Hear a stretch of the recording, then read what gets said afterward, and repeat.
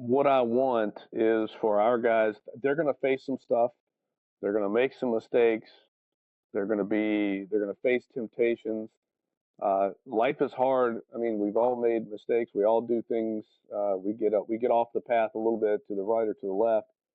But what I want is young men who are now men who know how to get back on that path and know what godly manhood is.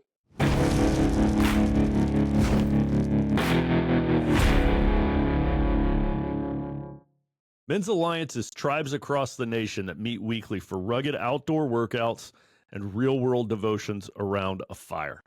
We are changing what Christian men's ministry in this country looks like. And when you're ready to challenge yourself physically and spiritually, join us at men'salliancetribe.com. All right, welcome to the Men's Alliance podcast, and we are going to have a very different kind of conversation today. We're going to talk about school. And so I've got with me today Alan Hahn and Elijah Lipinskis, and we're talking about Iron Academy. So I'm going to let these guys do all the explaining here, but Iron Academy down in Raleigh, North Carolina is a very different type of school that I can't wait to hear more about today. And Alan is the founder and CEO of Iron Academy. So, and Elijah is a recent graduate. So we got a little bit of everything here. So welcome, Elijah. Welcome, Alan. Thanks for being here. Thank you for having us here. Yeah, thank you very much. Alan, can you just start us off? Tell us why is Iron, or how is Iron Academy unique? Tell us a little bit about your mission and vision and what makes you guys different. Okay. Well, I guess it all started at the beginning. So I came to Christ at 29, which is later than most people. I started teaching in a Christian school not long after that, and my son was about a year old. And one of the first things I noticed teaching in a Christian school was that we were graduating boys. And I look around, and pretty much every high school is graduating boys. And the same thing is true of colleges, but frankly, for a college, it's up to the young man. That's on him at that point. But further, most women are marrying boys hoping they're going to become men, and none of that should be true. So really, that was the first impetus to start thinking about something for like Iron Academy. Didn't have a name for it, but the impetus was we got to graduate men. They should know who they are in Christ, know what it means to be a godly man, and be ready for life to be men. The other thing was I noticed that our classrooms were set up really well for young ladies. And teachers don't always realize this, but young ladies a lot of times don't do the bad things in class, and they come to class prepared. They have better executive function skills. So a teacher will naturally start to equate good students with girl behavior and start expecting guys to behave more like young ladies. So that's why probably we have over 60% of our valedictorians are female now. Over 60% of our college entrants are females. And so those two things, it was first and foremost by far the biblical manhood part. And then the second part was how the classrooms were set up. So God was telling me to do this, and I don't claim that very often. In fact, I only claim that for one thing in my life that God has told me very clearly to do, and that is start Iron Academy. But I was off to Tarsus instead of to Nineveh like he told me, because you just don't go start a school. But I had all these people coming into my life and saying little things from all over the place, and God was being very clear with his messaging. And we were studying Numbers chapter 13 in a small group. And this is the story of the Israelites going into the promised land, spying it out. They come back, the 12 men, and they say, yeah, this is everything that God promised. It's the land of milk and honey. But the giants are there. And one of the phrases they use is, we were like grasshoppers in their eyes. And my buddy Kevin in small group says, yeah, that's the grasshopper complex. And as soon as he said that, I knew this story wasn't about just those stupid Israelites. That was about Alan Hahn. And the next day, I talked to Scott, and he was going to be our first board president for Iron Academy, and we launched right after that. So it was all about the biblical manhood and the male-centered environment. And what year was that you kicked off? So that was 2012, and Okay. that we launched that August. Wow, that's awesome. And so Iron Academy is all male, right? All boys. Well, we don't actually say the word boys at Iron Academy. We say Right. young men. Yeah. Yeah, I like that.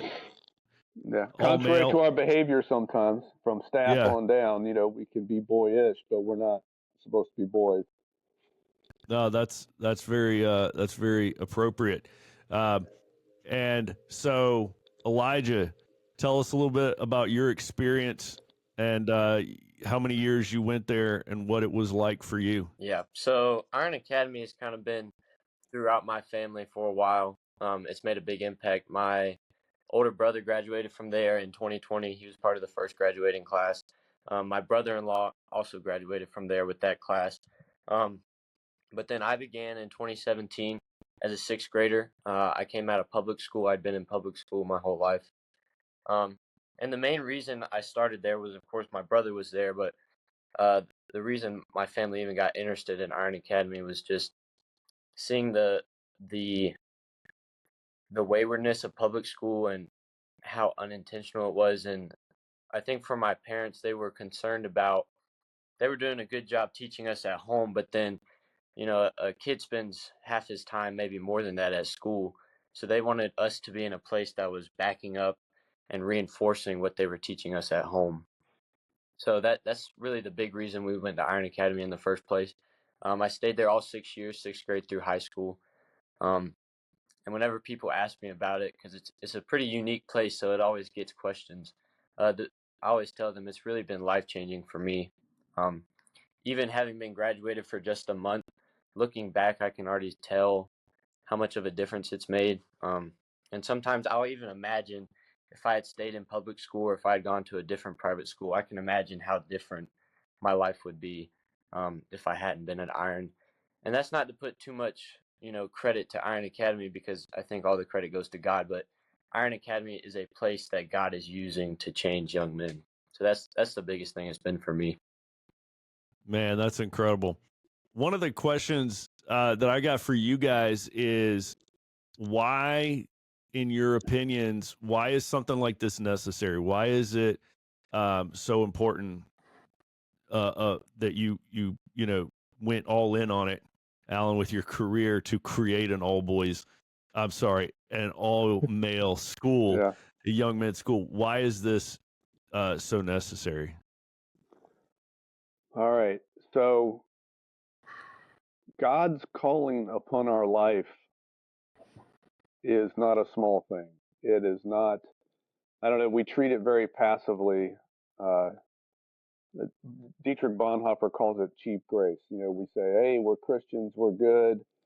But God calls us to surrender our lives. And this is a funny word that we use at Iron Academy a lot because you don't hear this amongst male church-going people, but submission.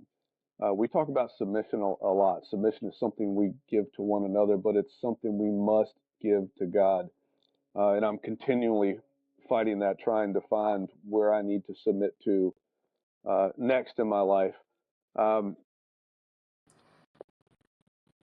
but trying to figure out how to become the people He designed us to be. I'll put it this way: and Elijah and his graduating class organized their senior trip, and it was a pretty amazing trip. We were 3 days in London, 3 days in Paris, 4 days in Munich, and 4 days in Florence, Italy. When we were in Italy, we got to see the statue of Nice trip. David. Oh, super trip. They did everything. We should talk about that too because that's a manly thing they did. Yeah. But when you ever see the statue of David, and the only way it's 17 feet tall, it weighs 13,000 pounds, but when you look at it, you can't stop staring at it. And the only way to explain it is it's more real than reality. And when he did this, when he carved this out of white marble, a lady came to him crying, saying, "How did you carve this out of stone? How did you shape this?" And he said, "It's less about shaping the stone than it is removing what God didn't intend to be there." And so this idea of God being our creator, even to our very DNA, he created us exactly as he wanted us, but he had a vision for us to turn out a certain way. And our job as parents, our job as brothers and sisters in Christ, our job as teachers, our job as neighbors and community members is to not mess up God's design, but that's exactly what we do. So if we can have the parents working intentionally to reveal God's perfect design for manhood within the son and biblical womanhood within the daughter, if we can have the church doing that with us, if we can have the educational system doing that with us, then we can become as much of what God created us to be as possible. So our job at Iron Academy is to work with the family and work with the church to not mess up God's design because it's already there. But society, culture, digital media, so many things destroy God's design, and we see that throughout our country and our culture, that what we were supposed to be never quite materialized because so many things destroyed that original design. Man, that's good. I love that visualization there of kind of like chipping away the junk, the parts that shouldn't be there to reveal, the greatness beneath. And that's part of the mission of Men's Alliance as well, right? We talk about sharpening men to become the husbands, fathers, and leaders that God designed us to be. And again, that word design, I think, is so important when you understand that you're not an accident. You're not random. You were specifically and intelligently designed for a purpose. And so often, we go off track, we go off course, and then we're like we're like an appliance that is not being used the way it was designed to be used. So it's never gonna work right until we get back on track as we were designed to be. So, curious, Elijah, we'll start off with you on this one, but I'd love to hear from both of you. Do you guys think that males, just in general, tend to learn learn in different ways, or is there something unique about removing the distraction of females from school, or some combination of both? What are your thoughts on learning differences? So, being in that environment for 6 years, I began to pick up on the fact that there's a lot less distraction not being around girls. And I think it's a matter of fact that guys do learn differently. I think one of the big reasons for that is that guys, it seems like we mature a little slower, a little bit less throughout our middle and high school years, whereas girls, they're there a little sooner. And so there's that for one thing. So it's like, how are the teachers going to treat the students in order to, match up with that? But another big thing is not having girls around to distract you. Nothing wrong with girls, obviously, but um, one of the biggest things that I appreciated about Iron Academy was the friendships I got to make, and the community and camaraderie that we got in class and outside of class. And I think one of the biggest reasons for that was we weren't all, trying to chase girls or get their attention or do dumb things, to get them to like us. The only people that we had to get attention from or to pour into were other guys. And so I think that produced a lot of the community that you don't really find in other places. Yeah, man, I was so distracted. You got me just thinking back to my high school. Like, I don't remember anything but the girls. Right. If you'd have taken away the girls, I don't even know what I would. I might have heard something that was being said or taught or read something. I mean, like literally, I was so full of hormones, and I'm sitting there in class with girls. That's like all I'm thinking about. Right. I can't even imagine the difference that would make to have been in, like an all-male academy like that. We've had David Nunnery from Teach Them Diligently on this podcast, big homeschool organization, and I'm a huge advocate of, getting out of this public school system that I feel is like a big sinking ship right now, and we're all better off getting off of it sooner rather than later. And Alan, you mentioned the way the system treats boys like slow girls, Mhm. or we've said on here before, it treats boys like they're broken girls or like they're malfunctioning girls. Like, what's wrong? So tell us a little bit. I'm curious, does Iron Academy, do you guys like allow your students to be more outdoors, more energetic? What's the difference in classroom teaching styles at Iron Academy compared to let's say a public school? Okay. So this might get a little bit pedantic for a second, but I think it's important. So every school has to have an educational philosophy, and there are three predominant philosophies out there. So you've got your progressive educational philosophy, which is it's not quite the same educationally as it is politically, but it's basically tearing down the old and replacing with something new. They often don't know what the new is, but we're increasingly seeing that they hate the old. The founding fathers, for instance, are just a bunch of old white men who were racist and horrible people who hated women. That's kind of the prevailing thought of the day. And Barack Obama really captured this well when this whole idea of change. Uh, that is progressivism at its core. Obviously, we are not a progressive school.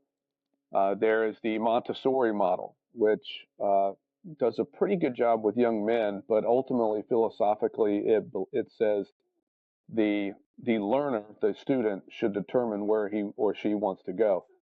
We definitely don't believe that. We believe the adult needs to know what to teach because that's how you keep your societal glue working. That's so Uh, radical. You don't just let the students run the show. no, we do not. But we do give them a lot of participation and a lot of ownership, but we can talk about that later. The Yeah. other predominant one is the classical model, which has been working pretty well for about 1,500 years with many people. Well, it's with certain types of learners. I like to learn that way today, but back then that wouldn't have been a good one for me. So we're none of those three, but we value the classical educational model's emphasis on virtue and vice in teaching truth. But we go about it a different way, and we do something called targeted learning. And if you can imagine a bullseye and shooting a bow and arrow without sights, and you're trying to hit that bullseye, the bullseye is very difficult to hit. So you start hitting the outer edges of it, and you gradually improve your hand-eye coordination. You get your release point set. You do all these things, and you can start to hit the bullseye. But it takes practice, practice, practice. Well, targeted learning, what we do is we target mastering the highest order critical thinking skills for each learning unit we have. So we might do an 8th grade learning unit on the antebellum period before the Civil War from 1820 to 1860. Well, the guys did that last year, and the higher order critical thinking skills they had to develop was, all right, we are going to create a compromise of 1860 that avoids war between the North and the South. Um, well, we had a lot of bright senators back then, but they couldn't do it. So how is an 8th grader going to do that? Well, we know that's where we're taking them. And the highest order critical thinking skills we think of are, all right, you've got to learn how to synthesize a whole bunch of information and turn it into something useful. You have to be able to discern between right and wrong or good versus evil. You have to be able to create something new. That's what we want our pastors to be able to do. That's what we want our business leaders we want to do. That's what we want successful people in this economy and successful citizens to be able to do. So how are we going to get an 8th grade mind there? Well, we have to start at the outer edges of that target with the who, what, where, when, the stuff we have to memorize, we have to understand, we have to know who Stephen Douglas was, who Abraham Lincoln was, the Missouri Compromise, the massacre of Pottawatomie Creek, Northern industrialization, all these things. And we start to tie them together into bigger chunks of information. And as you can imagine on a target, we're going from the outside as we learn more and we tie those chunks of information together. And then we can start to compare and contrast and summarize and do increasingly difficult things with our brains. And then we can start to hit the target. So what is the major difference at Iron Academy with targeted learning is we're always targeting learning something deeply and meaningfully. And frankly, for young men and women, that's more meaningful. Nobody wants to just memorize stuff and dump it. You want to go deeper. You want to, and this is what classical education often gets to eventually, is it gets to a deeper learning. We just do it every learning unit instead of waiting until high school. So we find it is very compatible with our guys. And you also mentioned activity. We do a lot of activity throughout the day. Um, we do something called brain breaks. Actually, you should ask Elijah about some of his favorite brain breaks, but we move the guys around a lot. Yeah. I love that. Tell us about that. Yeah, so like you said, activities are throughout the day. And again, that's kind of another way that we hit on, treating guys a little bit differently than girls. Um, so yeah, if you have an hour and a half class, pretty much halfway through the class or around there, you get a 7 to 10 minute break outside. So that could be, squats and push-ups. Occasionally, it's something more like a pickup game of basketball or football. It could be, a half a mile run. But the idea is you're giving you're getting up, you're stretching, you're using your body differently than you are in the class. You're also getting to interact with your friends. So say you've been sitting in class for 45 minutes reading a book or listening to the teacher, you get 10 minutes where you just get to talk and, get out that kind of energy. So you're giving your mind a break, you're giving your body a break, and then you get back in class, you're refreshed, you're ready to learn. And so it's really just conducive to the time that you are in class, you're learning well, and you're getting everything out of it that you can because you're getting these breaks in between. So yeah. Man, I'm fascinated by that. So when you get one of these brain breaks, is the activity, is it prescribed? Is there a teacher saying you're going to go for a half Yeah, mile run, or is it free for all like recess? it depends on the teacher, and it also depends on the grade level, and it also depends on the responsibility of the different classes. But usually they're prescribed, but also the teachers are open to recommendations.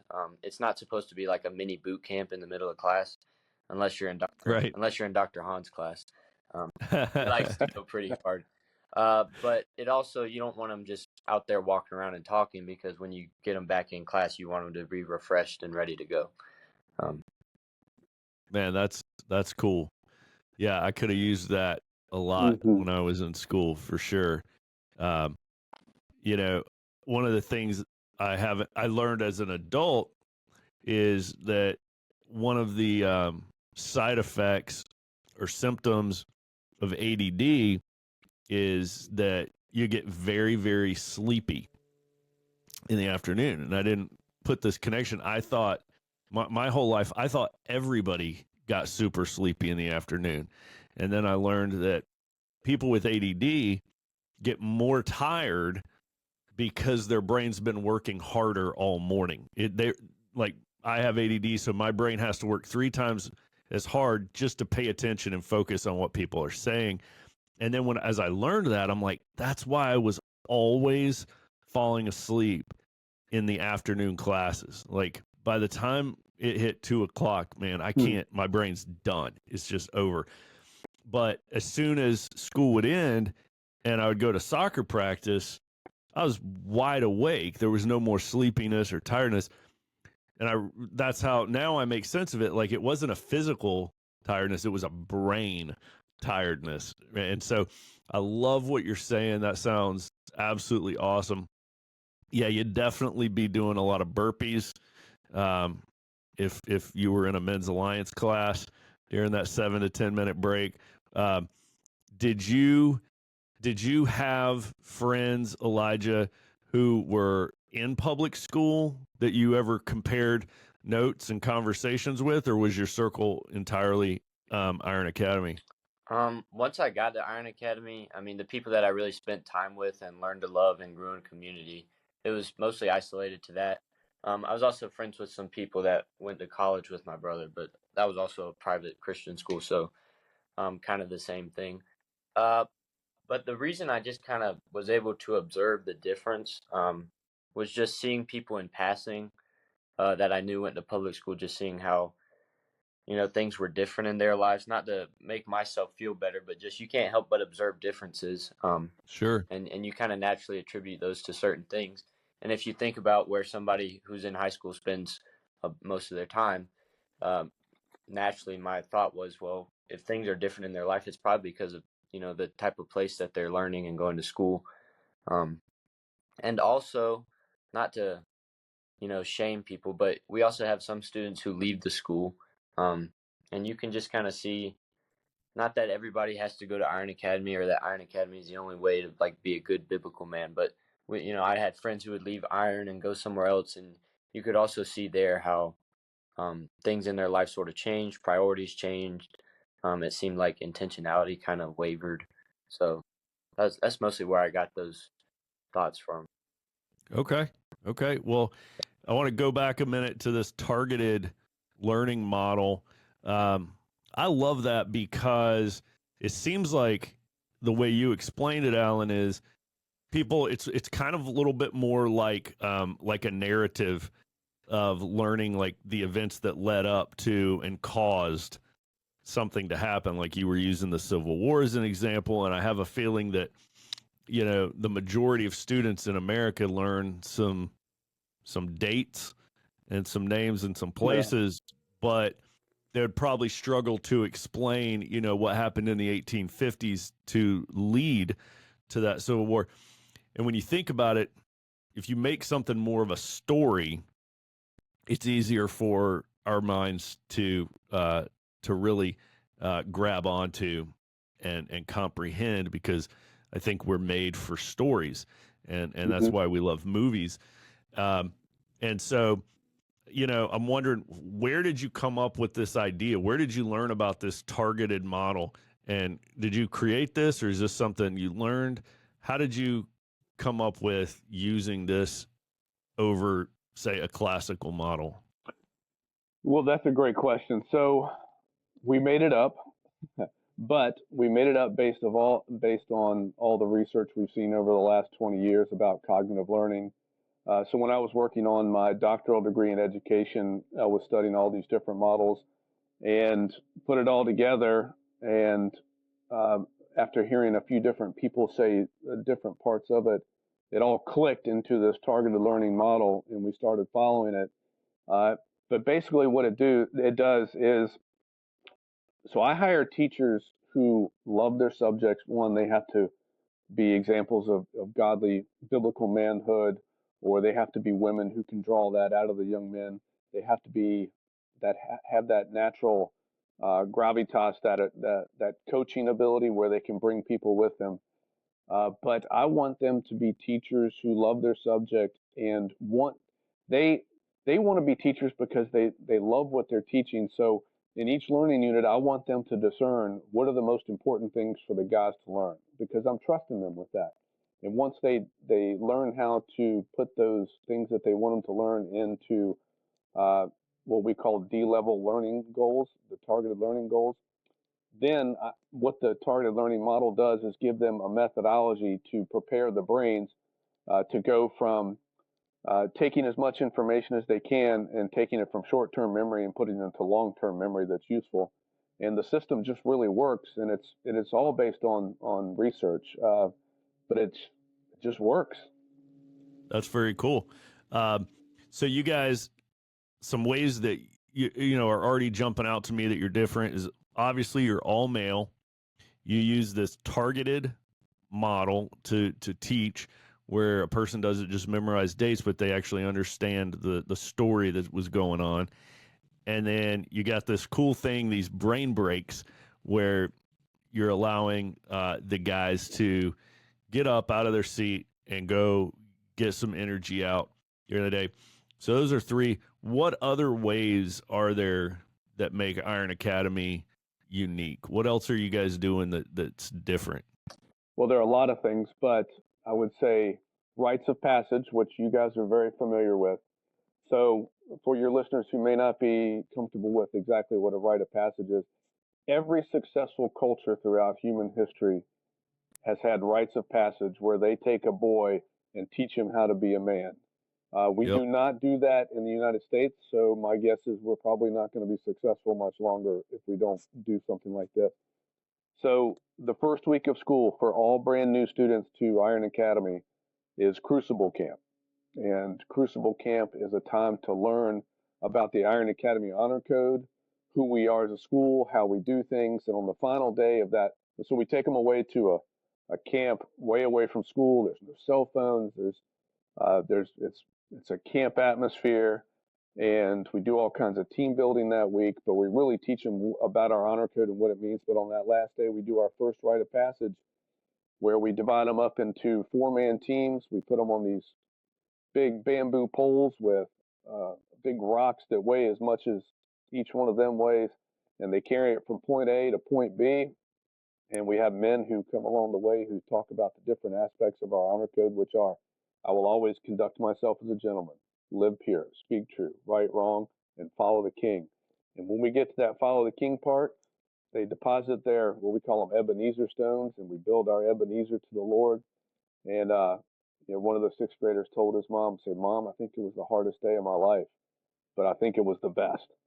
And it's just a great way to start the school year. But that starts us off on accountability. And there's a lot of accountability at Iron Academy, but it's done in a loving way. I would say this is the strange thing coming from an all-male school, and you don't really talk about this in schools, but we love each other. It's a loving environment, but with that love comes accountability. And one of the ways we do accountability is we have something called a roundtable. To back up a little bit, you mentioned burpees earlier, right? Well, our most common consequence at Iron Academy is burpees. In fact, Nice. whenever you get a new group of guys together, they seem to always want to do your mama jokes, right? Yeah. Well, your mama jokes obviously can be very funny, but they never lead in a positive direction. They always go downhill. They are very rarely, they're not gentlemanly, right? So Right. we'll hear your mama joke and say, "All right, 25 burpees." For what? Oh, "Well, we don't do your mama jokes at Iron Academy." "Well, I didn't know." "Well, that's okay. 25 burpees." By the end of the week, we don't have any more your mama jokes. We don't have any more cursing. And it's just not part of the school culture. But we just get burpees for these things. But if some guy is messing up continually, he's not repenting, he's not learning from it, we'll have we'll have a round table. And in that round table, all of our students who have their challenge coins, I know you guys have challenge coins too, but who have yeah. earned that, they get an equal vote. And we will break up into our 3 tribes, and then our teachers and staff and the elected school leader. So we've got those 4 groups, and we'll say, "All right, after we've talked about it, are we going to hold this guy accountable? And if so, what's his consequence going to be?" And we'll gather back up. And because we've done this so long, we almost always come with those 4 groups in pretty much in unison. And if not, we'll talk about it some more. Everybody gets an equal vote. My vote is no more valuable than anybody else's. And you can probably think of a dozen reasons why that's a terrible idea in a school, but it works really well for us because the guys own the honor code. Man, that's awesome. That was, a lot right there in that answer. So many great things. Elijah, what was share your personal experience of this Crucible camp? Yep. What was this It's like? been a while, I feel like, since I've been, but I went and we were at a different camp, but we were still doing the same things with the rocks. And really, you get there and you don't know anybody at all. It's just like you show up to any other summer camp and you don't know anybody. You're far away from home. But of course, at our Crucible camp, you're doing some more difficult things. So immediately, it demands you to depend on each other and get to know each other, because as soon as you have to do something difficult with a group of other guys, you sort of have to cut out the selfishness, and you also have to get to know them. And so, yeah, you go through the week, you do some things that sort of prepare you for the final thing Dr. Hahn was describing. But, in addition to the difficult stuff, it's also really fun. Like you said, we are at a normal camp, so there's waterfront time, and we always have a good time playing cornhole, football, going to the pool. So this nice combination of difficult things, because of course challenges is what makes you better at stuff and what makes you a better man. So we've got the challenges, and we've also got the fun. And so by the end of the week, you've taken like 22 guys who had no idea what they were like, and they'd never met each other, and you've done all this fun stuff together, you've done all this difficult stuff together, and you're further along in friendships with them after a week than a lot of guys are after years. And the next Yeah. thing is, since that's your first week of school, you show up to class the first day the next week, and you've just spent this whole week with all these guys. So it cuts out all the, you know, the preliminary stuff that you usually get at school, like let's go around the circle and name each other's names. You've already done that. So you get into class and you already know who you can depend on, who's your friend. You know, you ask guys, you want to come over this weekend, you want to help me study. And so it really sets us up nicely for what we want to do the rest of the year by spending that first week together. For sure. Yeah. When you share a physical struggle with somebody, you become friends much quicker, don't you? It's an accelerant for friendship, is that shared physical struggle. In Men's Alliance, we talk about this a lot. There's a certain amount of a time warp that takes place, and I'm imagining you've had the same thing, Elijah, because you can bond so quickly that it seems like you've known this guy for a lot longer than you really have. Right. And it seems like you've been friends with a guy for 10 or 15 years when it's actually only been like, 1 or 2. But that's because you're a deeper friend to that guy than you are guys that you've known for 10 or 15 years. Exactly. Because you went through so much together. Now, what grade did you go through this? I was in 6th grade. So any grade does it, or any grade that we're accepting students into does it. But I was in 6th grade. Okay. So it was 7 years ago. So when somebody comes to Iron Academy, they go to this first? Right. So you'll go, usually you'll shadow the school. So you join a student who's already there for a day and just follow them around. And then you'll go through the admissions process. And then before class starts at all, you'll go to this camp. And after that, then you'll, start school like anybody else would. Hey guys, is money holding you back from being used by God? If finances are a problem in your life and you're looking for some help, some counsel, some assistance financially, you've got to check out the Main Street Group. It's run by Tom Love, call sign Doc, with Tuckahoe Tribe. Okay, Doc is a certified financial planner. He's a fee-only fiduciary. He's a Dave Ramsey SmartVestor Pro. He uses Charles Schwab assets. He will help get you on course in ways that you didn't even know you were off course. He's not just a sponsor of the podcast, but my wife Carrie and I, we use him for our finances personally. He's helped us a ton. He's been ranked number 2 in the Richmond Times-Dispatch, number 1 in Style Weekly. He's a top 40, under 40 investor. He's been featured in the Wall Street Journal, Forbes. He is the man to see to get you on course financially. God saved Tom spiritually and physically, and God is the reason for Tom's success, and he wants to help others succeed also. So whenever you go see Tom Love, a.k.a. Doc, don't forget to mention that you are a part of Men's Alliance, and he will donate your first year of fees back to Men's Alliance nonprofit 501c3. So he's not only helping you, but he's helping our ministry as well. So do yourself a favor, go see the Main Street Group with Tom Love. It's in the show notes. Check it out. And as always, Dave Ramsey and Charles Schwab are separate entities, and past performance is no guarantee of future results. Check him out, the Main Street Group, Tom Love. What's the size of a class, an average class there? So the biggest classes we have are 15. And not only are they the biggest, we actually won't exceed them if I'm correct. But they also vary. My graduating class was 7. The junior class before me, their class is 5. When I began 7 years ago, my 6th grade class was only 4 guys. And that's not to say small classes are necessarily what we want, neither are big classes, but it just varies depending on who's been accepted. But 15 is the biggest. Okay. So if somebody were to ask you what kind of man does Iron Academy produce, how would you guys answer that? What's your target product? Yeah, that's a great question. So I don't presume to have a finished product at age 18.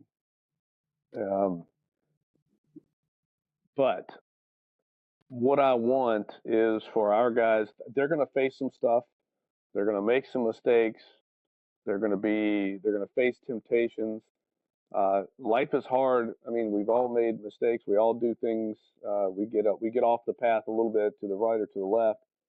But what I want is young men who are now men who know how to get back on that path and know what godly manhood is.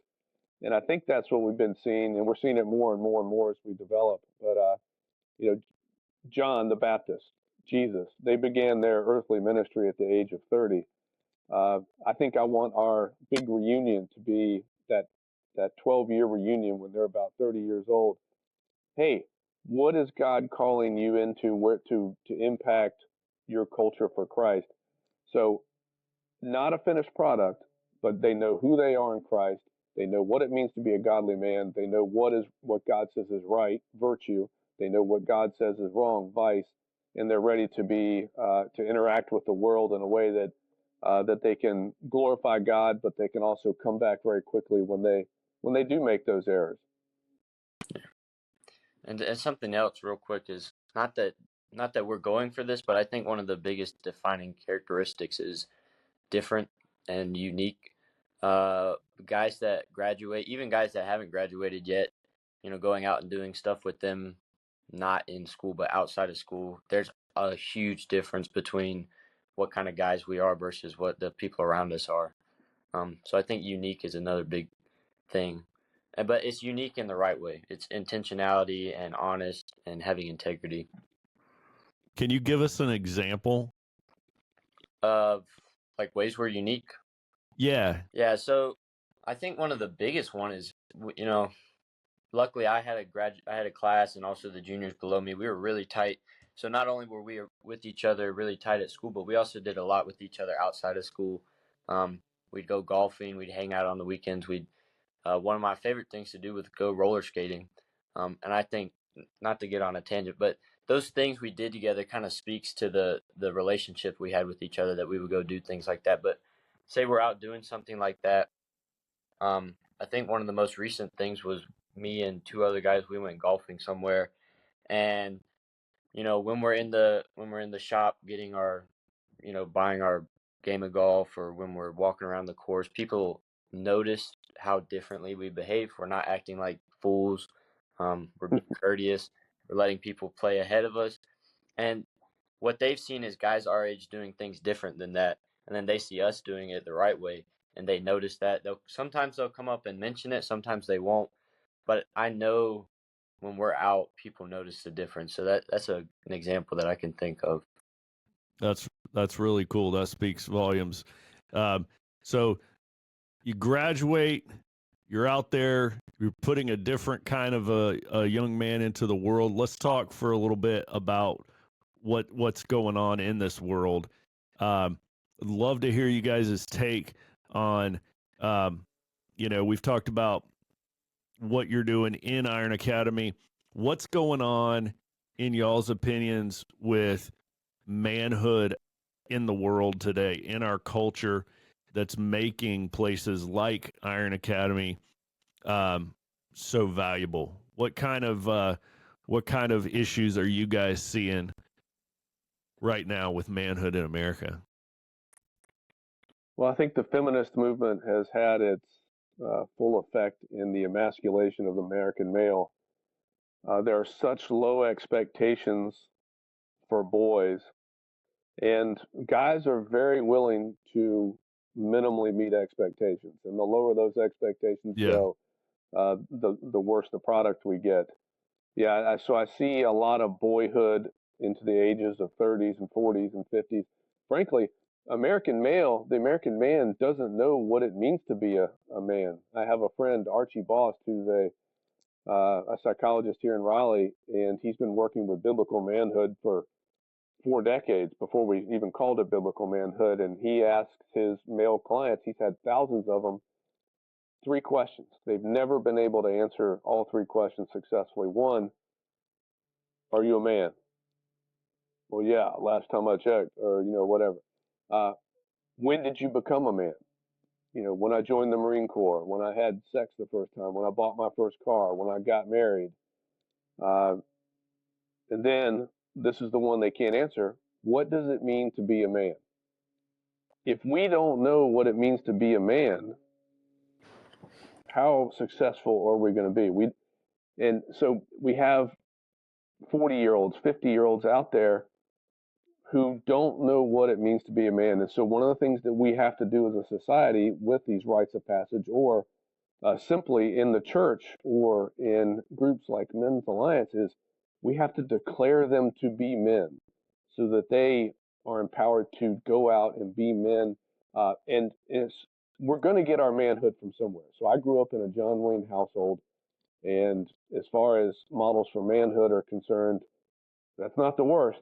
It's a pretty good one, but it's still Yeah. not biblical manhood. So I noticed with my son when he was 2 and a half, he starts saying the things I'm saying, doing the things I'm doing. I'm thinking, holy cow, he looks just like me, and I look just like my dad, and I love my dad. And but we come up from a John Wayne type family. I'm thinking, well, gosh, this doesn't gel with this new model of Christianity, this Jesus manhood that I'm thinking that I need to emulate. How do I do that? Well, that's what we need in our societies. We need to have firm definitions of manhood, because every boy will get that coaching from somewhere, whether they get it from a professional athlete, from a musician, from dad, from their church. They're going to get a model for manhood somewhere. But we're not getting strong biblical models for manhood in our culture. So most of the fathers we see coming to Iron Academy, often they are first generation intentional Christians who are saying, all right, I need to raise my son differently. They're going through exactly the same things I went through with Nicholas. And so one of the things we're starting to do is we're starting to work with our fathers more to help them work together so that we don't all have to reinvent the wheel, so that we can reclaim this kind of Deuteronomy 6 model for biblical manhood. And yeah, so our culture is failing from a lack of clarity, a lack of intentionality, and a lack of know-how. We have just forgotten too much, and we just need to reclaim the model. Yeah. You mentioned how men will easily take, if you lower the standard for us, we will take that. We will accept that. We have a lot of inertia, I think men do. You get us going, it's really hard to stop us, but it's really hard to get us going in the first place. And this is where I think, I heard you use this word earlier, Elijah. You used the word challenge. And I don't know about other men. I suspect it to be true, but when I hear that word, it like wakes me up. Like if I'm daydreaming or my mind's drifting off and you say the word challenge, like boom, I just focus my attention back on you. And I think that's one of the things that we've stopped doing along the way as a society is we stopped challenging young men and we just started accepting them however they were instead of challenging them. And one of the things we talk about all over the place in Men's Alliance is challenging ourselves physically and spiritually, challenging others physically and spiritually. And there, you get into the whole iron sharpens iron, and I know you guys have that on your website, and it's part of our logo as well. And if you look at the way the military recruits versus the way churches in America recruit, the biggest difference that you'll see is that one's a challenge. Yeah. One's going to challenge you, and one's going to entertain you. And I think that what you guys are doing is you've figured this out, and you're tapping into it in such a unique way that you're challenging young men like Elijah, right? And calling them out to be better versions of themselves. So, how do you feel about the challenges you've been given? Would you agree with this, Elijah, or disagree?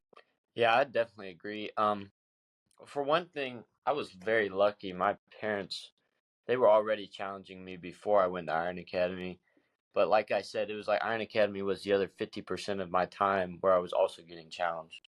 And so, yeah, the challenge definitely makes a difference. We had a recruiter come to school, and I had, a little bit of interest in the military, and they have these little plastic cards, and they ask you to rank them.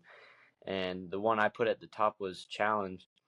And the reason is challenge is what actually makes you different. Nothing else Yeah. changes you, and nothing else makes you different. And the reason being different is so important is because making yourself better and becoming different is how you serve God and others. You can't remain the same way, and you can't, be stagnant and serve others to the best of your ability. And so Iron definitely, they orient you, they provide you with challenges, but they also orient you to seek out challenges so that, like Dr. Hahn said, once you do graduate, you'll keep seeking out those places that make you better. Oh man, that's really important, right? I think if you are now kind of programmed to seek out challenges, that's really puts you on a different trajectory for the rest of your life. Yeah. If you're not looking for the path of least resistance, you're seeking out resistance. And one thing you asked earlier was, what do we think about manhood the way it is in the world? And among peers, other guys that are my age, I see guys who don't see the value in challenge, and they don't see the value in, being a biblical man. And, that's unfortunate. I don't blame them. If you don't see the value in something, why would you choose it over, doing whatever you want? Why would you choose purity over, having sex with as many girls as you can? Or why would you choose being a gentleman over being a rowdy, profane teenager? But I think, at least for me, one of the things is showing guys that there is value in challenge and showing them that there is value in being set apart. And that's really what Iron does. Not only do they tell us that, but after 7 years of being there, I got to see how those challenges made a difference, and I got to put value to the word challenge and see how they, really connected. I think that's really important. What you just said is men, you could almost say there's two kinds of men in the world: those who see value in challenge, and those who are avoiding challenge because they don't see any value in it. I think that's huge. I'm curious. I don't know if you probably haven't done any sort of study to know this, but I'd be very curious if you have.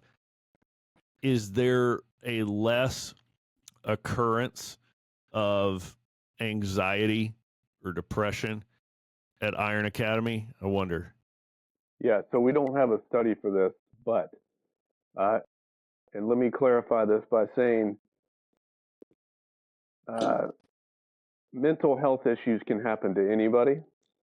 Sure. So this is not to disparage that in any way, but I think the real reason behind a lot of our mental health issues in the United States, especially, is because we don't know how to build community and to participate in community. And one of the great advantages we have at Iron Academy is we have a very close community. Elijah told you that our maximum class sizes are 15. Jesus did it with 12. We can't quite afford that, so we've said 15. But because we have the structure we have, so one of the structures we have is a keeper structure. And keeper, the term comes from Genesis chapter 4, when God asked Cain, "Hey, where's your brother?" And he says, "Well, am I my brother's keeper?" Well, yes, you are your brother's keeper. So we have a staff keeper who will have two or three student keepers who are the older elected leaders, and then they will each have one, two, three, four brothers that they're responsible for. They clean the school together every day in those keeper groups.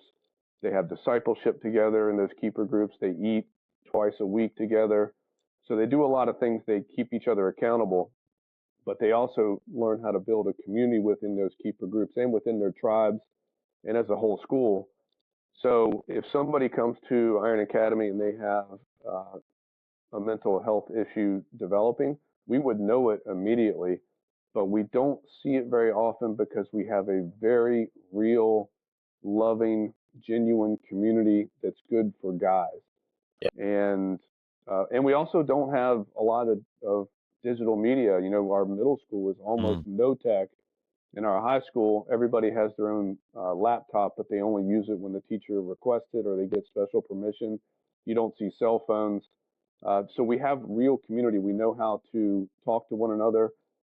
Through outside of Iron, what we often see is our people's deepest relationships are thumb-based relationships, where they're tapping on a keyboard. Yeah. they're not actually talking or interacting. Or so I think the sense of community that we're able to build at Iron Academy is the best preventive medicine against mental health issues. And again, I'm not saying you can prevent that, but we don't see it. And it's Right. because I believe we have real, genuine, godly community. And another thing is, I think, being amongst other guys who are students, I've even seen where maybe not a mental health issue, but at least anxiety and insecurity, it actually seems to decrease, or it seems to get under better control because they've gone from either this big school or something like that, and now they get these discipleship periods every day, and they've got a committed group of, like, a keeper and two other brothers who are peers. And so I think I've actually even seen it decrease because they're in this environment that sort of, like Doc said, reduces it or prevents it. Well, that does not surprise me at all. Um, both the social media, tech, getting rid of phones aspect of it, but also just the being more connected into a community. That's been one of the biggest things I've seen in Men's Alliance is we are not, making some intentional therapeutic effort to reduce mental health issues, but by just bringing men out of isolation and into community, we've seen that as a huge byproduct. We actually did a study about a year and a half ago of men who said that they had a mental health problem coming into Men's Alliance, and we had an 88% of men said that Men's Alliance improved their mental health, that they have less of a problem now than they did when they came in.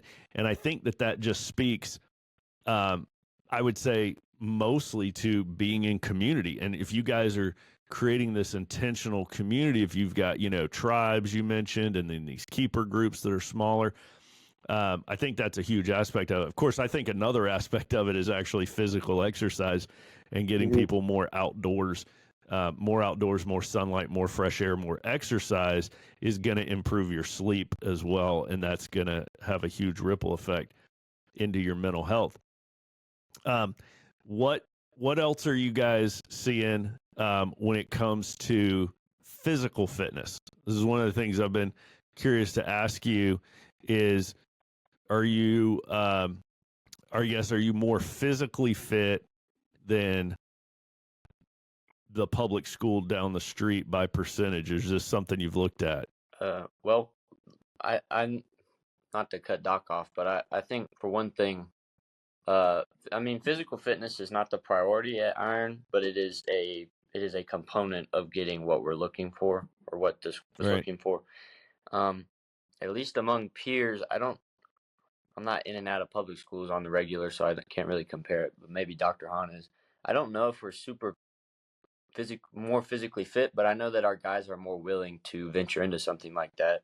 Especially with our organized sports, we've got guys that you would never imagine being on a sports team in a public school who join the cross country team or the basketball team.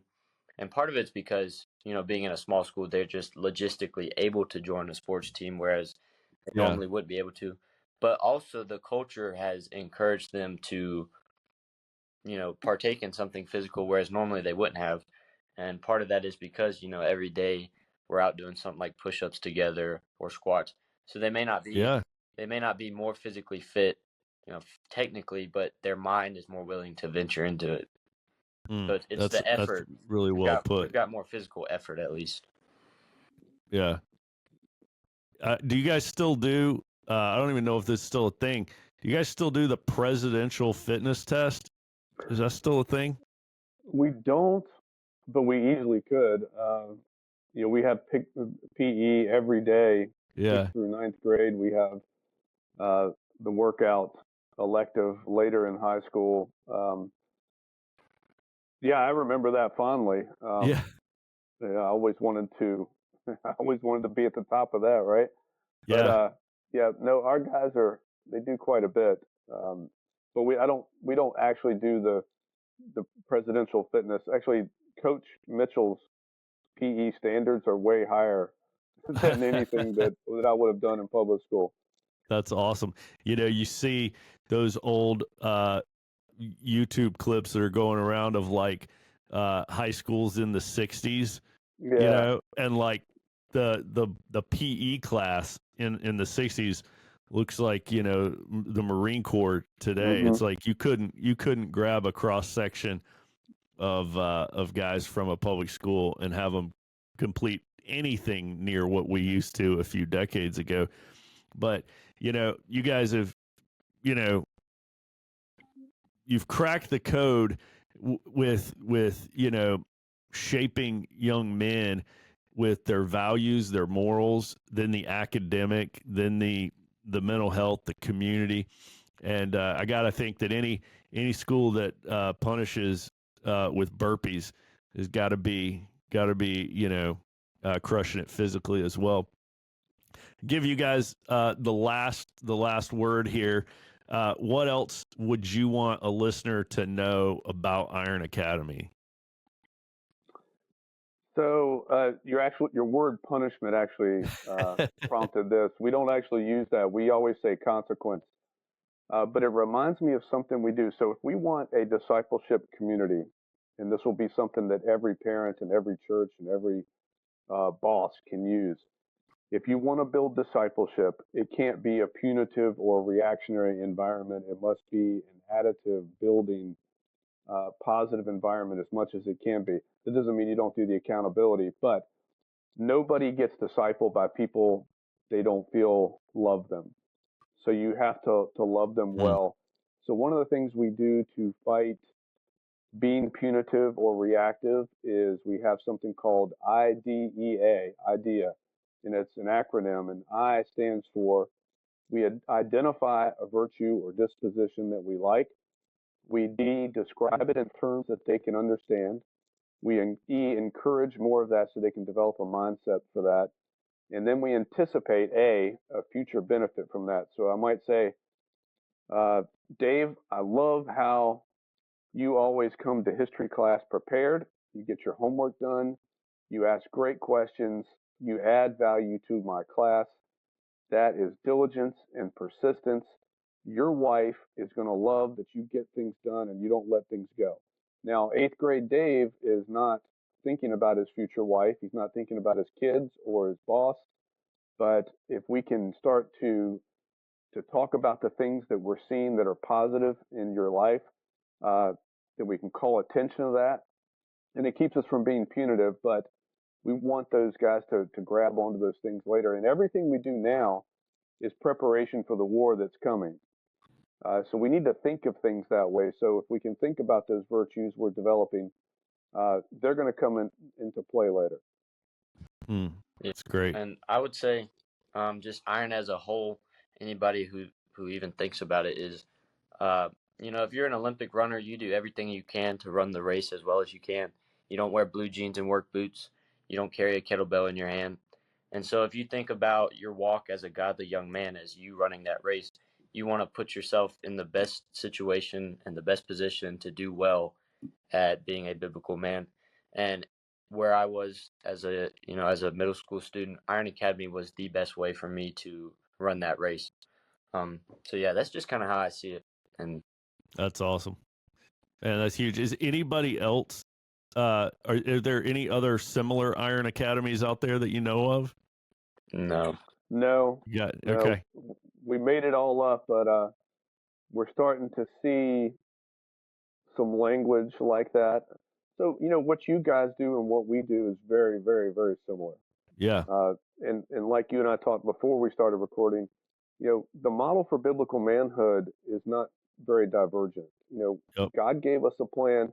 He didn't put it all in one book, right? He didn't make it super easy, but he didn't make it super difficult either. He designed us on purpose. He gave us a way to build people, and we just need to follow his plan. And we want more Iron Academies, and we foresee a day, because we get asked from people from St. Louis and That's what I'm Colorado wondering. Yeah. Springs and Houston and Dallas and Orlando. We're not ready for that yet, but we hope to be. And if God tells us to do that, then you'll see Iron Academies popping up all over the place. We'd love to have one in the Richmond area because that's a lot of God-fearing people there who want that and who are intentional. But yeah, we see those things happening in the future if God wants it to happen. That's right. Man, that's exciting. That's what happened with Men's Alliance. There was no plan to, make a bunch of these. And then one of our guys was just like, hey, can I go start one of these at a different church? And then another and another and another. So I wouldn't be surprised if you've figured out, a winning recipe down there in Raleigh that people are going to want a copy of that recipe elsewhere. Guys, it's ironacademy.org. ironacademy.org, and we'll put that in our show notes. If you live in the Raleigh area, you got to go check it out. And I'd highly recommend you get your sons in Iron Academy. And then if you're not in the Raleigh area, you can hit up Alan and see if you can buy the recipe from him. Guys, thank you so much. Elijah, thank you for your time. Alan, thanks a lot, guys. This has been awesome. I've really enjoyed getting to chat with you, getting to know you, and getting to hear about your awesome school. And we've got a Men's Alliance tribe in Raleigh. Go to our website, check out Grizzly Tribe. And next time I'm down visiting Grizzly Tribe, I'll give you guys a holler and we'll grab lunch. Terrific. Thanks. I Good. appreciate it. Hey, keep up doing the good work you're doing, Dave. I love what Men's Alliance is doing. Thanks, man. You too. I appreciate the encouragement. And, man, this has been awesome. Thanks for your time. To find out more about what we're doing and to join us on our mission, go to men'salliancetribe.com. And don't forget to subscribe to our YouTube channel and give us a 5-star review.